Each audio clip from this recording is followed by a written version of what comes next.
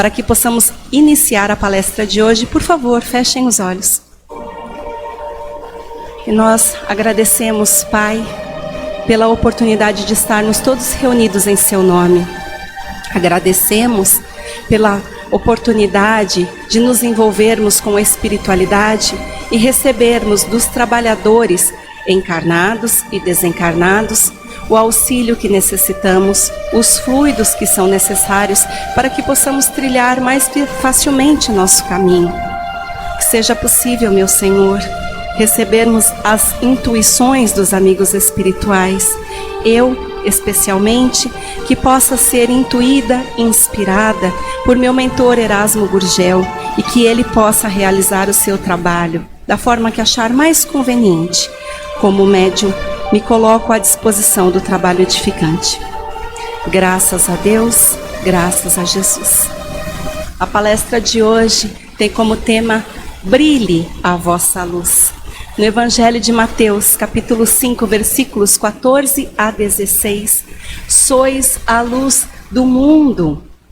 Não se pode esconder uma cidade que foi construída sobre um monte. Ninguém, após acender uma candeia, a coloca debaixo de uma vasilha. Pelo contrário, a coloca num local apropriado para que todos possam se iluminar dentro da casa. Da mesma maneira, sois a luz do mundo. Resplandeça a vossa luz diante dos homens, para que vejam vossas boas obras e glorifiquem ao Pai que está nos céus. No Evangelho pede licença, Paulo Alves Godoy fala que brilhe a vossa luz. Explica que, da mesma maneira que uma casa sobre um monte pode ser vista por todos, também resplandecerá a luz do homem que estiver envolvido com seus deveres, que estiver atento à sua edificação e já tiver se desenvolvido moral e espiritualmente. Jesus nos informa como é importante sermos obreiros ativos. Jesus nos pede para sermos pessoas de decisão inabalável. Ele nos afirma que nós devemos nos comportar adequadamente em toda a sociedade, manifestando o nosso caráter, manifestando o valor que é sermos cristãos com nossas palavras e com nossas ações. Mas para sermos realmente discípulos do Senhor, nós devemos nos desvencilharmos completamente das violações que fizemos no passado, nas reencarnações anteriores. E isso só pode ser possível a partir desta postura conscienciosa que temos já nesta vida e também com as próximas reencarnações que nos são concedidas pela misericórdia divina. Sois o sal da terra. E o sal não poderia salgar se fosse insípido. Poderia sim ser lançado à terra para ser pisoteado pelos homens. Da mesma maneira, o discípulo, ele deve contagiar os demais.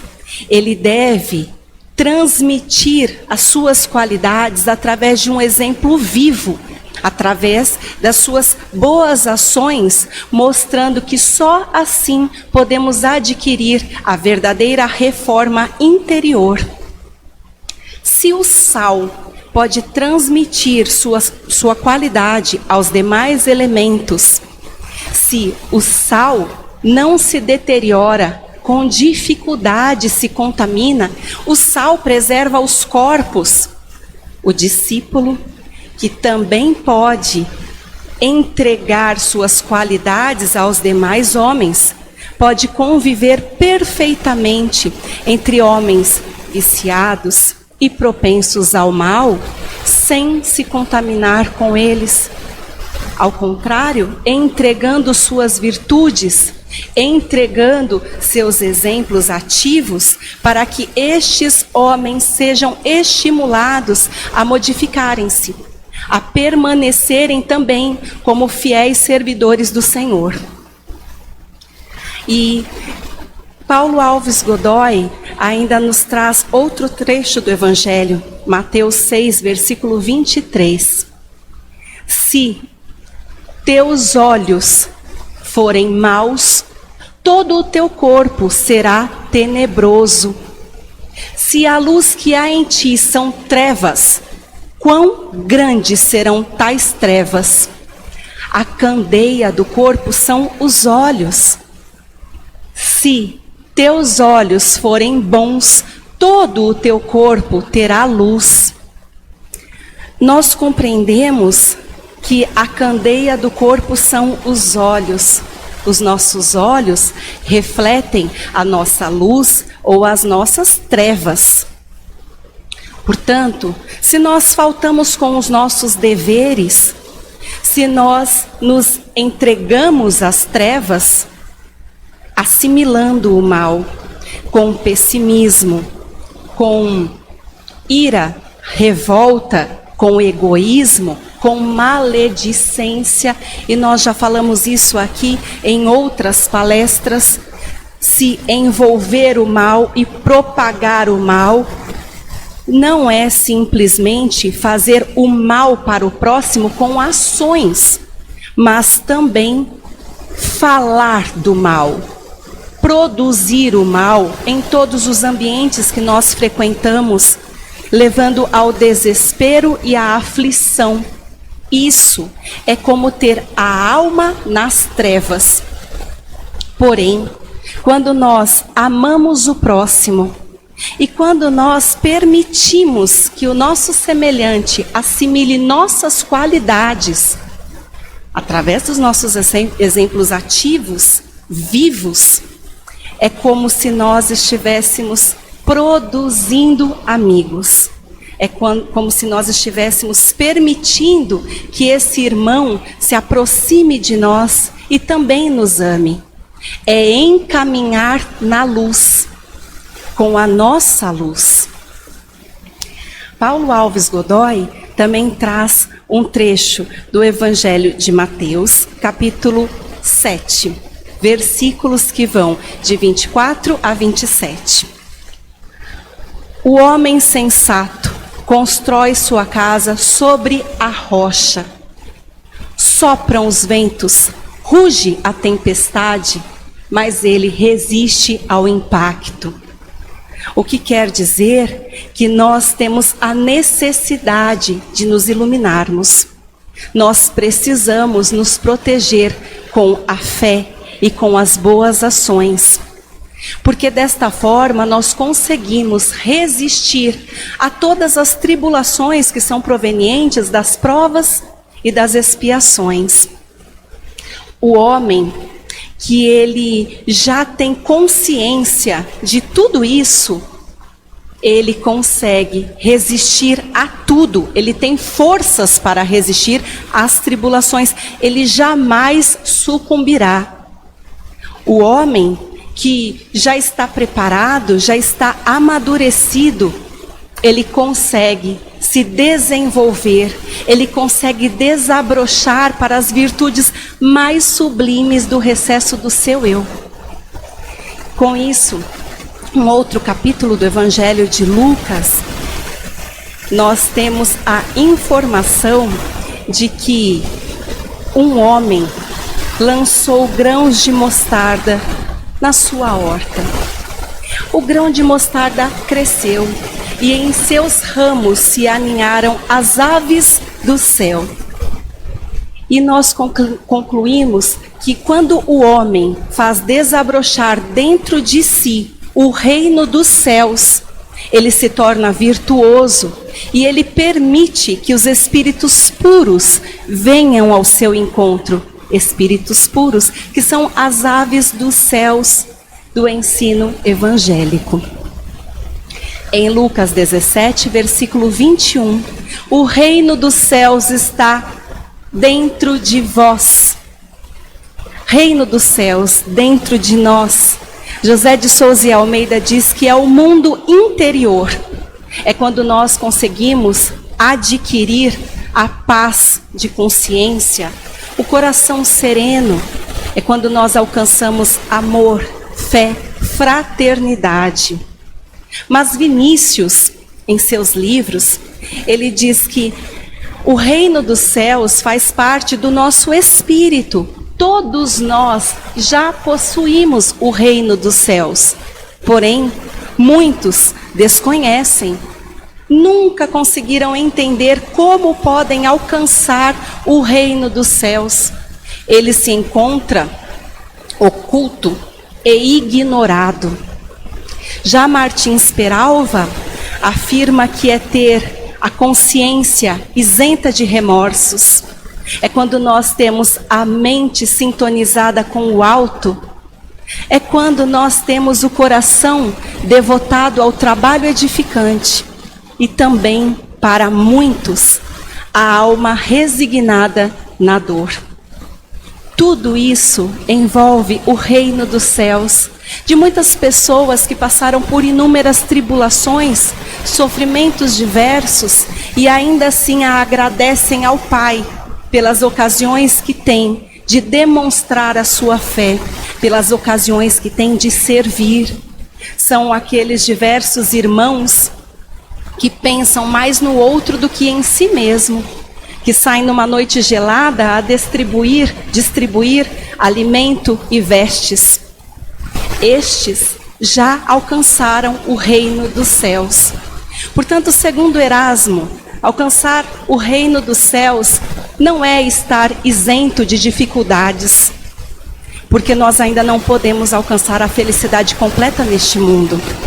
Mas é, sim, se encher de alegria com cada instante bendito que nós temos de poder servir e de poder passar por esta reencarnação. Aquele que acende uma candeia, não a cobre com um vaso ou a coloca embaixo da cama, o homem que conseguiu se revestir da iluminação interior a partir dos seus esforços, jamais será ofuscado pelas trevas, porque a iluminação interior, ela é estado permanente e irreversível.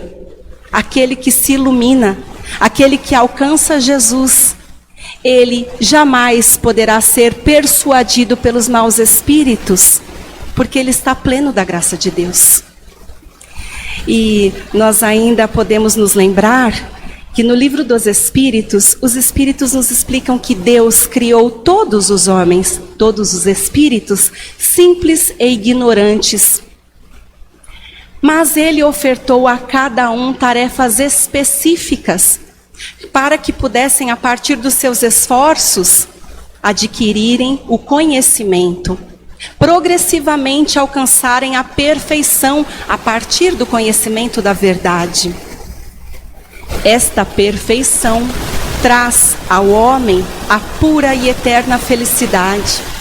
E são as provas que Deus nos concede que nos fornecem os conhecimentos que são necessários para esta caminhada. Aqueles que passam por tudo isso submissos, sabedores de que tudo está correto porque Deus fornece tudo para nós. As provas, as expiações, as dificuldades, tribulações, tudo Deus permite, porque sabe que podemos ultrapassá-las.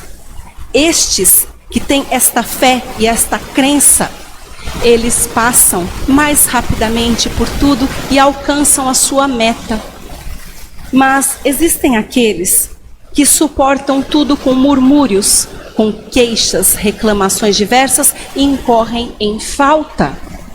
Estes serão temporariamente afastados. Eles estarão atrasados na sua perfeição. Estarão temporariamente afastados da felicidade prometida. No Evangelho segundo o Espiritismo, capítulo 17, o homem de bem é aquele que pratica as leis de justiça, amor e caridade.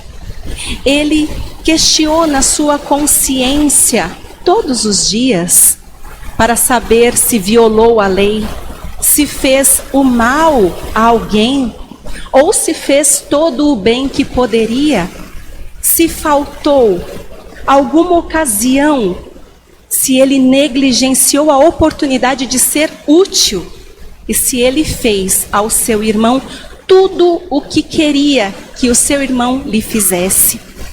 Ele faz o bem pelo bem, sem se preocupar com recompensas. Ele se satisfaz com os benefícios que distribui. É bom, humano, benevolente, indulgente para com todos. Este homem de bem, ele se satisfaz com tudo isso porque a caridade é seu guia. Ele segue o amado Mestre Jesus e também usa com sabedoria, sempre com sabedoria, os bens que lhe são concedidos sem abuso, consagrando-os à coletividade social.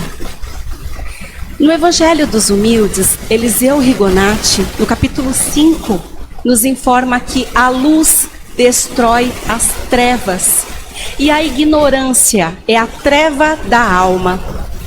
Os discípulos, eles destroem a ignorância, por isso são a luz do mundo.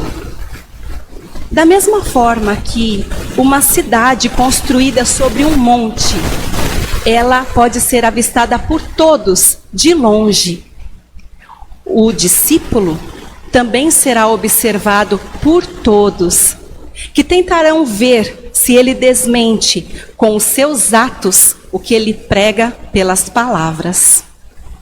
E no livro Fonte Viva, Emmanuel, no capítulo 105, sois a luz. E a missão da luz é clarear caminhos, é varrer sombras, é salvar vidas.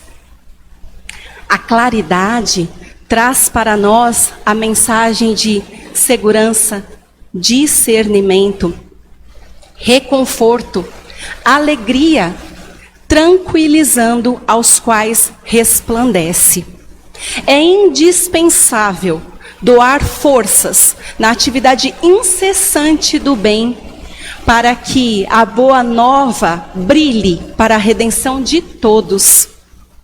Cristão sem espírito de sacrifício é lâmpada morta no santuário do Evangelho.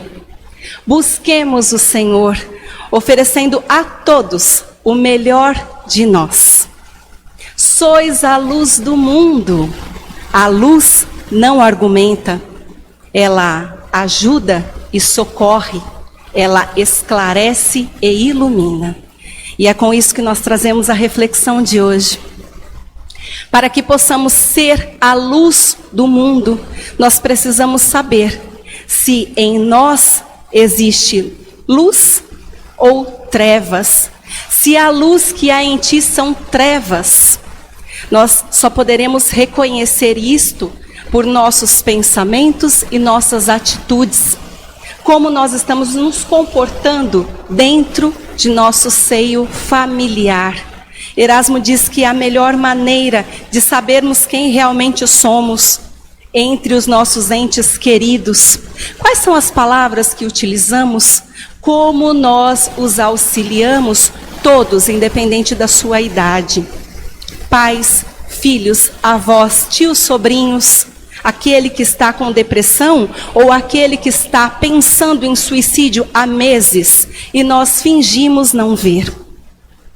Quais são as palavras que nós utilizamos? Será que estamos exaltando os noticiários ou estamos realmente sendo luz para o mundo, levando esperança, fé e ânimo, sabedores de que tudo está dentro dos propósitos de Deus?